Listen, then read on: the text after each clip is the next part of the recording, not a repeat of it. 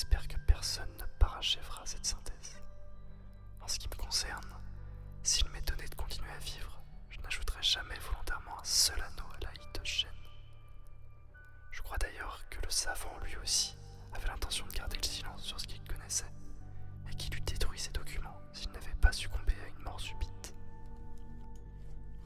Mon rôle dans cette affaire commence au cours de l'hiver 1926-1927, avec le décès de mon grand-oncle George Gamel Angel, professeur honoraire de langues sémitiques à l'université Brown, Providence, Rhode Island. Le professeur Angel faisait autorité en matière d'inscription ancienne, et les conservateurs les plus grands musées avaient eu fréquemment recours à lui. C'est pourquoi plusieurs personnes doivent se rappeler sa mort, survenue à l'âge de 92 ans. Elle suscita un vif intérêt local, car on ne put en déterminer la cause. Au dire des témoins, le vieillard qui venait de débarquer du bateau de Newport s'était brusquement affaissé après avoir été bousculé par un matelot nègre. Ce dernier sortait de l'une des curieuses et sombres impasses situées sur le flanc de coteaux abrupts qui constituent un raccourci pour aller au port à William Street, où résidait le défunt. Les médecins, incapables de découvrir le moindre désordre organique, conclurent après une discussion assez embarrassante que le décès était dû à une lésion indiscernable du cœur, déterminée par l'ascension rapide d'une pente trop raide pour un nonagénaire. À cette époque, je ne vis aucune raison de ne pas accepter ce diagnostic. Aujourd'hui, je fais plus que le mettre en doute. En tant qu'héritier exécuteur testamentaire de mon grand-oncle, veuf, sans enfant, j'entrepris d'examiner à fond tous ces papiers.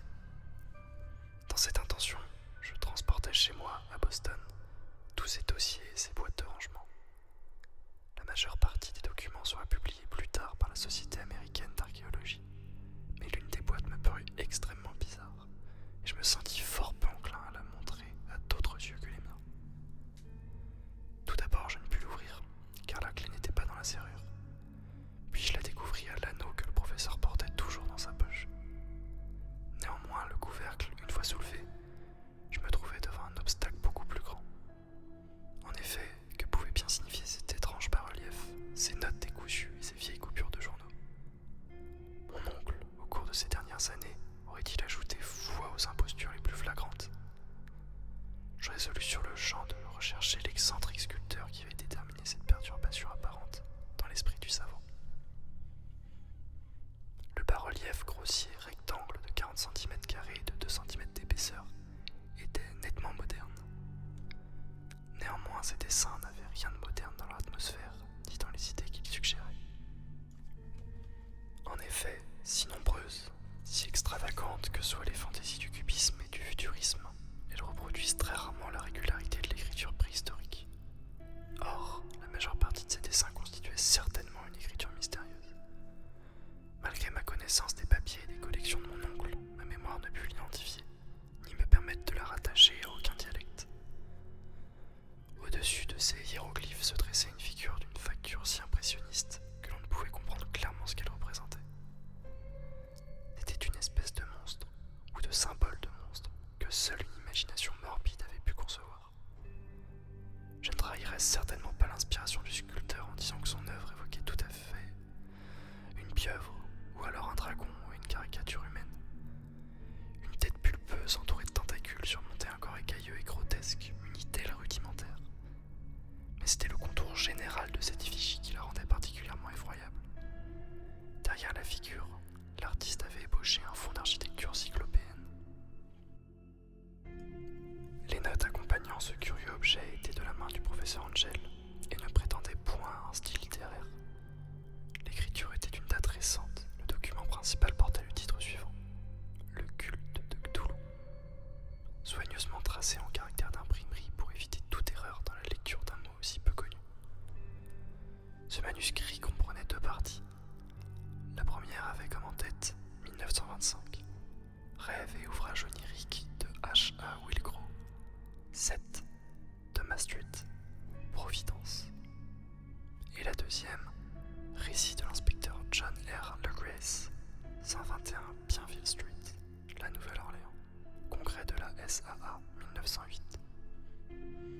Note jointe et compte rendu du professeur Webb. Les autres documents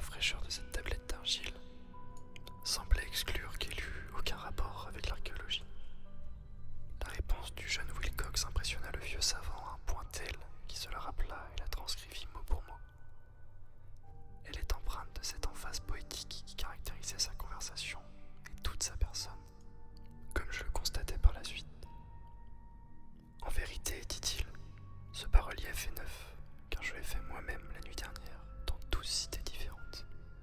Et les rêves sont beaucoup plus anciens que Tyr le médiatif, le Sphinx contemplatif, ou Babylone aux 1000 jardins.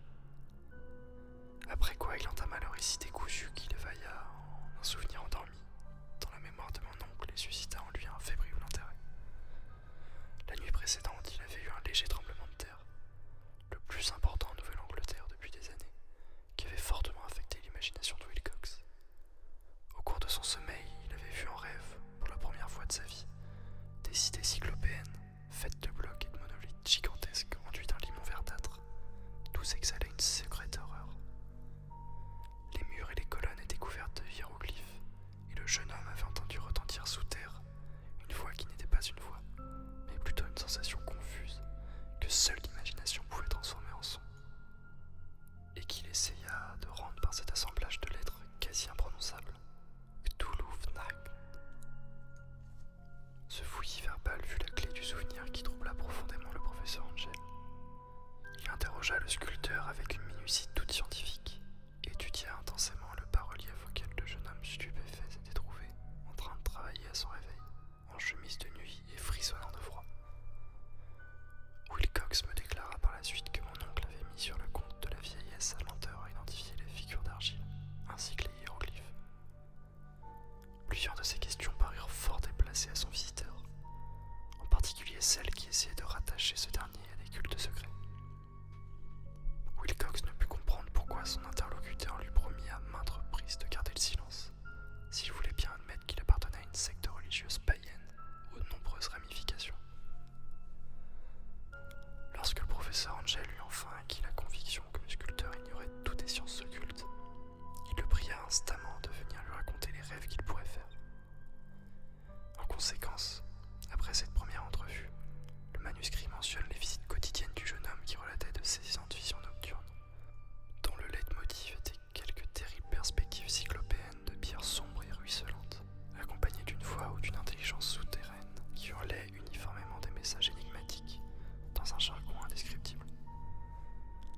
Les deux sons les plus fréquemment répétés peuvent se rendre par les groupes de lettres suivants: Cthulhu et R'lyeh.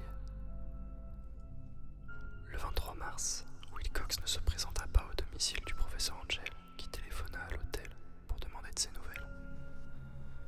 On lui apprit que le jeune homme, atteint d'une subite accès de fièvre, avait été transporté chez ses parents, dans Waterman Street. Au cours de la nuit, il avait réveillé par ses cris plusieurs autres artistes du Fleur de Lys. Depuis lors, il n'avait connu que des alternatives de délire et d'inconscience. Mon oncle téléphona immédiatement à sa famille et, à dater de ce jour, suivit de près l'évolution de la maladie, grâce à de fréquentes visites au médecin traitant, le docteur Toby, de Thayer Street.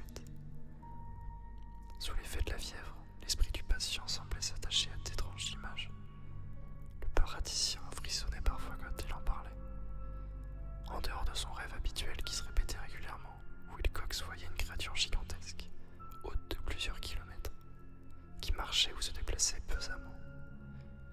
Mais, d'après les quelques mots incohérents rapportés par le docteur Toby, mon oncle fut convaincu que c'était le monstre anonyme qu'il avait essayé de représenter dans son bas-relief onirique. Chaque fois que le jeune homme parlait de cette entité, il sombrait peu après dans un sommeil léthargique. Chose étrange, sa température n'était guère au-dessus de la normale. Pourtant, son état général suggérait un violent accès de fièvre, plutôt qu'un trouble mental. Le 2 avril, vers 3 heures de l'après-midi, toute trace de maladie disparut soudain. Wilcox se dressa sur son séant stupéfait de se retrouver chez ses parents, et ne gardant pas le moindre souvenir de ce qui s'était passé dans ses rêves ou dans la réalité depuis la nuit du 22 mars. Son médecin l'ayant déclaré en parfaite santé, il regagna son appartement 3 jours plus tard.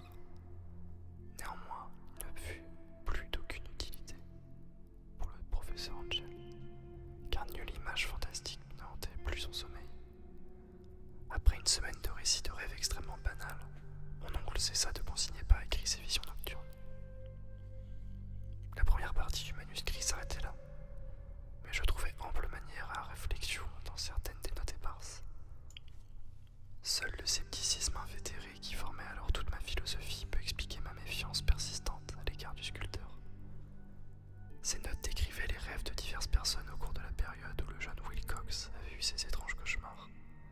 À ce qu'il semble, mon oncle avait organisé rapidement un vaste réseau d'enquête auprès de tous les amis qu'il pouvait interroger, sans être taxé d'impertinence, leur demandant de lui raconter leurs rêves en spécifiant les dates auxquelles ils s'étaient produits.